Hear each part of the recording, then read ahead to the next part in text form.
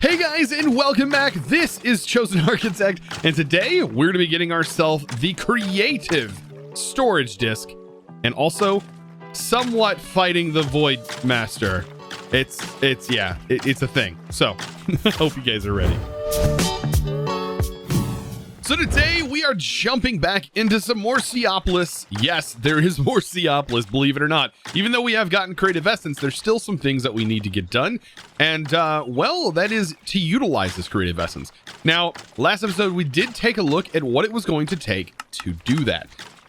We are going to be making the creative storage drive, right? And it's going to require this item, but we are going to need a few items here. One being this, which we are going to have to kind of adjust to get working. And then sand. I think the sand and string are doable with auto crafting. This one, however, is going to be something a little bit different. So let's talk about all of those things and how we're going to get those to work. Now, auto crafting. That should be fairly simple. We need to get wool, right, first. So let's go ahead and grab some wool. This right here is, I don't know why I'm spelling wool like that. There we go. So we need to basically make wool. That's all we have to do. Here I am struggling with the interface. All right, so we're gonna make wool this way, right? So it's gonna take some sheep essence. It's gonna give us 6 wool for that. That's pretty nice. That's pretty nice. And we're gonna take this recipe and we're gonna break down wool for string. That's another very simple task, right? So that should hopefully solve our string issue. Now, another thing we need to autocraft is the sand. Now, sand, we are collecting large quantities of, but we should be able to make it with this recipe here, which should have been running for quite a while. It makes 16 sand. This should hopefully be able to provide enough sand for just about anything, especially since we've had this stuff running for a long time. So let's take a look and see. And now we're still missing the silicon. But let's take a look at this. Let's see, extra, and then we need 4 of those. Okay, so we have effectively finished all the other stuff. So those were just solved by autocrafts. This one, however, is just going to take a little bit of time. If we grab the seeds that this is required for, this is kind of how I've been upping the ante on as far as all of our different crops go. This crop is exclusively bronze, right?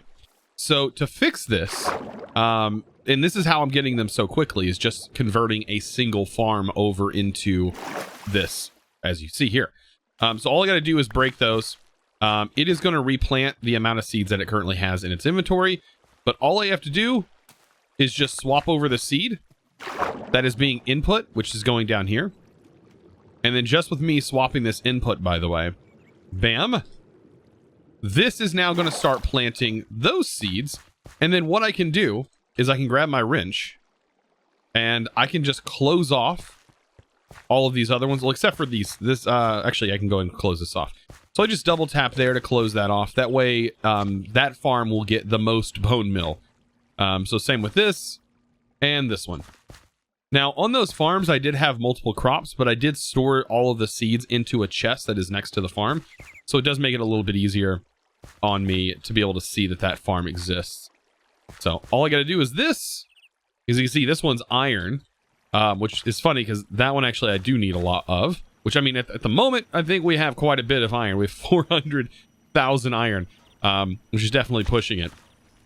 So yeah, if I close all these, this is going to give this the most bone meal that it can use. And so this is just going to go as fast as it possibly can. Incredibly fast. I'm watching it. If the particles are green above the crop, you know it's being hit with bone meal. If it's white, it's just receiving the normal upgrade effect. So with this, all we have to do is just kind of honestly wait. But if we take a look at the seeds, this right, or the essence, you can see it is going up slowly but surely. Over time, it will definitely increase to what we need. And how much were we missing? We were missing just a few, right? Like 10,000? Yeah, like 9,000 is all we're missing. So as soon as we have that, we should be good, and we should be able to auto-craft ourselves a creative drive. Now, there is some other things that I want to get done, and that involves auto-crafting these things a little bit faster. I'm thinking of setting up the multi-servo press in a different area. This is honestly one of our biggest bottlenecks as far as auto crafting. If we were to make more essence in the future, this is our biggest bottleneck. And so the multi-servo press definitely needs to be upgraded.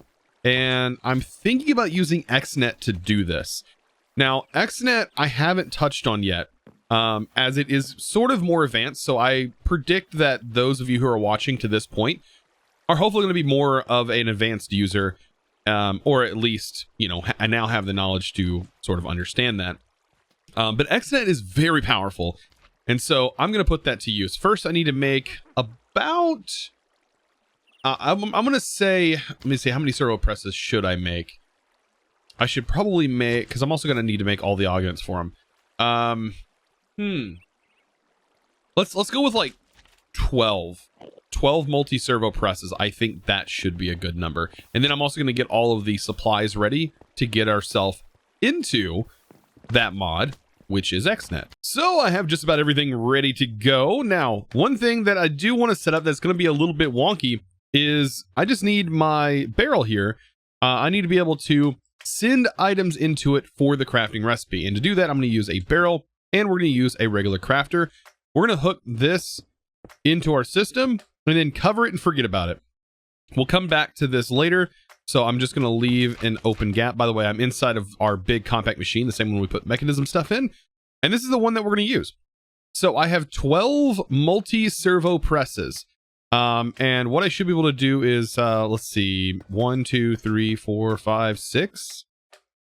And then maybe we go, let's see, can we do it this way? Maybe I'm just going to do 6 here. And then, actually, this is not 6. Well, it is 6, but it's not the way that I intend it to be looking. You know, let's actually make it go vertically, I think. So something like this. 1, 2, 3, 4, 5, 6. And then same on this side. We'll skip 3, 1, 2, 3, 4, 5, 6. Okay, so it looks kind of weird, but we are going to fix this with this controller over here. This controller is from XNet. Now we have a few channels, and so this might be where we might have to have more than one controller running this. We'll see how our channels go. I am going to connect all this. Actually, you know what? We should be fine. We're going to have an input and output channel, basically. So yeah, no, this should be pretty simple, actually, to manage. Now, our advanced connectors, I do need to connect a connector to each side of these. And so advanced connectors are different than regular connectors. Regular connectors let you connect to the side that it's connected to and control that side. Advanced connectors let you control all the sides of the machine, which is super handy, especially since we want to detect the outside and maybe have multiple inputs and outputs instead of just having an input and output going into the same thing, which I think we could do. We can have multiples, right? Yeah, we can turn this into an input and output here, which actually might be useful in our case. But we also need to send this thing power. So let's go ahead and get that set up. So I am going to use a flux point, and we're going to have a connector connected to that. I think I can connect this up to that like so. Can I connect this? Give it power. I don't know if it detects this as power. It is not. Interesting. So maybe I have to use a cable with this and in order to get it to work, which isn't a problem. We can just use a let's see, we can use a mechanism cable probably. I think this is going to be more than enough power to power all these machines. So let's see, cable, an advanced cable probably will be just fine. Let's try this. Let's hook up the advanced cable. I don't know if I can hook this up directly to the machine and give it power, but we're going to do this cable, and then I'm going to hook this advanced connector to the cable, and that should be fine. Now, everything else can be regular cables that hook into everything, but we also need one hook to this, so we're going to need another advanced hook to the storage. And that should be just about everything. The only other thing we're missing is this ender chest, in which I'm going to place here, and then hook up the advanced connector to the ender chest here. So hopefully I can get it to the top. There we go. It is going to connect up here. I think you can undo all the directions and only have it facing the down direction. There we go. That way it doesn't connect with all these other things. Okay, here's our XNet setup for our multi-servo presses. Now all we have to do inside the controller is configure this thing. Now notice we have every single one of these. If you want, you can actually label all these machines, but of course we have a visualization of them. This is going to be in, and this is going to be out. It shouldn't be hard for me to remember that, but it is kind of a nice little thing to look at. Now, we're going to need a channel for energy. I'm going to go ahead and create a channel for energy. It's going to be our first one. And then all of the machines need to receive energy. This channel right here that I'm clicking on, if you double click on the channel, it will highlight the machine, by the way. That's what just happened. But we can hit create on this one. And this is going to be our extract mode. We are going to extract energy from this cable. And all of these are going to need to be set to insert. And as you can see by default, they're already set to insert. And there's a lot of different parameters, of course, you can change here. But these should all start receiving power once we get this set up. Also, remember the controller needs power. So as you can see, these all now have power. Pretty simple, right? That's a simple way to route power. Now, these cables can be facaded. This is one of the few mods in 1.16 that actually have facadable cables. So you can basically change this to look like just about anything. Of course, in our case, we don't really need to facade them, but you definitely can. So now that we have that channel set up, let's take a look at the next channel. And we are going to go over to items because we're going to be routing items around, right? So that's the main channel. This is going to be our input channel. So keep that in mind, input. So I'm going to call it the in channel. Now you can set priorities on these channels, by the way, which will be super helpful. So what are we going to do? We are going to extract from this barrel here. And so we need to create a channel and set this to extract right here. And we set this to stack, and we can actually change the number on the amount of ticks it takes per operation. So we can set this to 5, which will make it incredibly fast, by the way. And then we also have the extract mode: first available, random, sort, or round robin. We probably want to put this to round robin. So set this to round robin, so that way when it extracts from this, anything that accepts an insert from it, it'll basically try to separate and spread those around all the machines. So that is what we want. And there we go. That's basically how it's all set. And it's pretty easy. These are all filter slots. So if you had things that needed certain filter things, this is a super amazing machine to do that. I know all the little buttons here can be super confusing, but try to not let it seem too confusing. Now, all of these are just going to be set to insert. It's pretty simple in this one. Just like the power, we can just set them straight to insert. We don't have to worry about anything because all of our power stuff is coming, or all of the work is being done by our extract cable. So we'll just set up all of these just like so. Try to get all of this done. There we go. Create and create. Perfect. Now let's move to our extract channel. This is also going to be an items channel. We can create that and we can call it out. Okay. And let's go ahead and select the machines. So now all the machines are going to need to be set to extract. However, just make sure these are set to stack, and then you can drop this down by left or right clicking. You can change this number, set it to 5. That'll make it as fast as possible. It's not a big deal. And then as far as first available, that's perfectly fine for this case because we're going to be sending it all to this inner chest, which is going to be an insert. So all of our extracts here are going to end up being on the insert side. So keep that in mind. So let's go ahead and just basically have to create an extract for every single one of these. Now, after all of that's set up, it should look very similar to this. We probably want to make sure all of our machines are set to auto input enabled, and then make sure this is set to the multiple. So that way it can receive from this side and output from this side. And we're going to do the same to all of these machines all the way up the list. So we are almost completely done with this setup. All I have to do is grab our upgrades, or actually grab our crafting recipes from here, which are going to be these two bad boys right here. And I would move all of them over to this setup, which it would work. Like it will work with multiple different types if we really want to. But at the moment, these are our biggest bottlenecks, these two particular ones.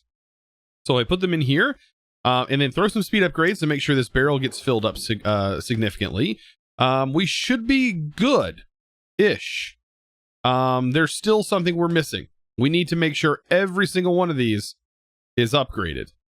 Yes, every single one of these needs to make sure it has max upgrades in it. And so that's what I had just made and got them all ready to go, as you can see. So at this point, there's only one real way to test this out, and it's to start making some frames. Let's go ahead and just craft up a few frames here, and we'll start that process. And what this should do is now fill up. You can see how quickly it is now moving things. I'm noticing this side, this side just started, and it looks like it's doing all of the different types. So it's trying to, of course, filter out everything. And because this is sending both and has the ability to, as you can see, it is going to throw in both at a time. So it is going to work out both together instead of waiting for iron to finish and then start working on electrum. So this will still take a little bit of time. These machines are still limited, but this is effectively 12 times faster than what we were doing before. And the only way to scale up is just to add even more servo presses. Honestly, that's going to be the only solution. So I know this is such a weird setup, and I use it to kind of show off XNet, which is kind of cool. Notice that the XNet system here is really not even connected. I just noticed that. How is it? It's not even unless this somehow connects. How is this connected? I just realized there's literally nothing connecting this to the system. But I guess it doesn't matter because it's working anyways. Interesting. Maybe this cable just being here, technically this cable should be hooked to it, but it's not.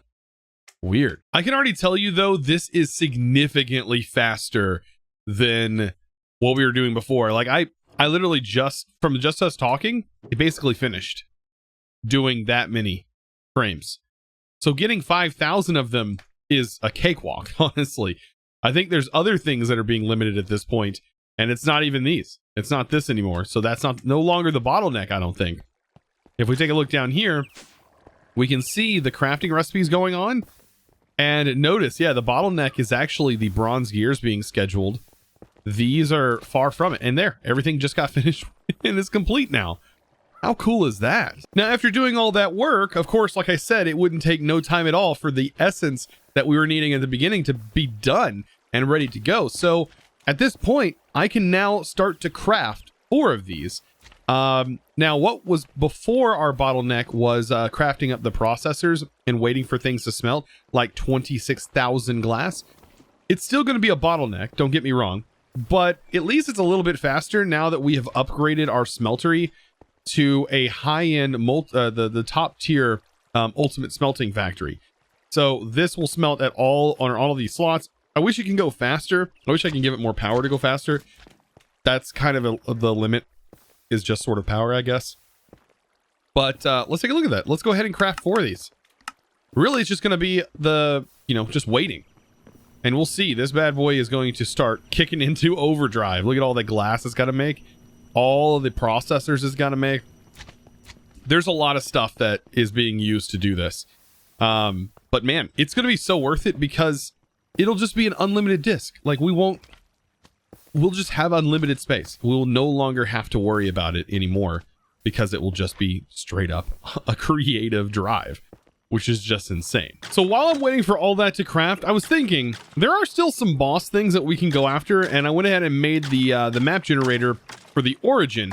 Now that we have nether stars and stuff, it was pretty easy for us to make. Now, I don't exactly know what to expect from this, and apparently it is found in the end. So that means we need to travel to the end. So we can go ahead and take our porter here. In dimension, we'll set that. We can head there. Place this down in this dimension. And then break it in this dimension. That should give us a map. Yes. Okay, so there's the map. And apparently that's the location. Now, if you don't know how to navigate maps, I don't know what to tell you. No, I'm just kidding. The top of the map is north. This is south. And then, of course, you have your same cardinal directions. Everything is normal. So I think the best way is to pull up this map and orient ourselves going actually south. So we need to travel south until we notice our little icons start to move a little bit. So I can go ahead and fly this way.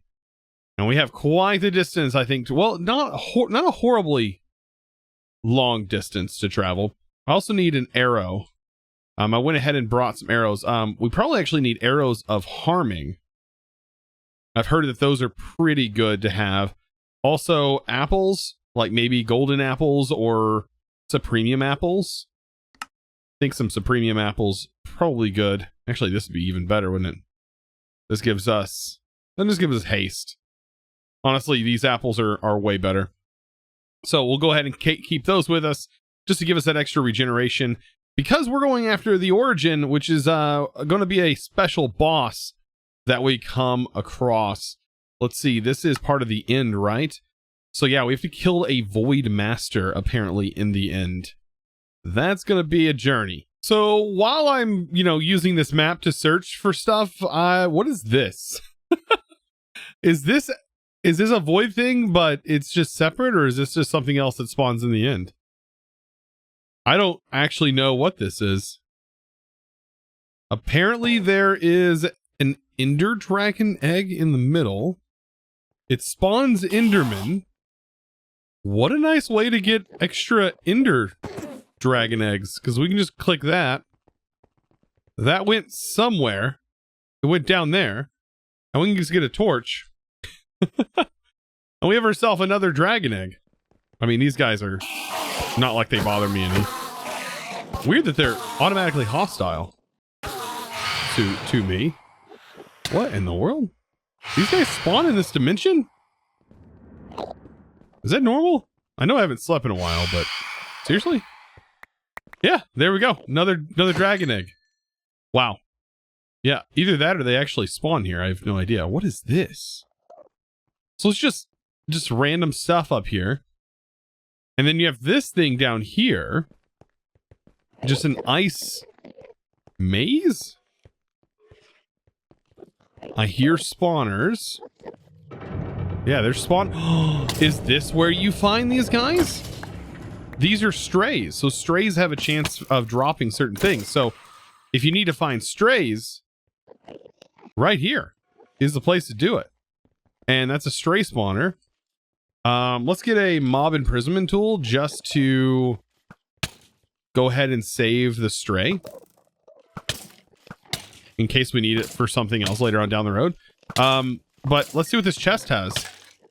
It's looting 3, a couple bottles of enchanting. It's pretty much garbage as far as that goes.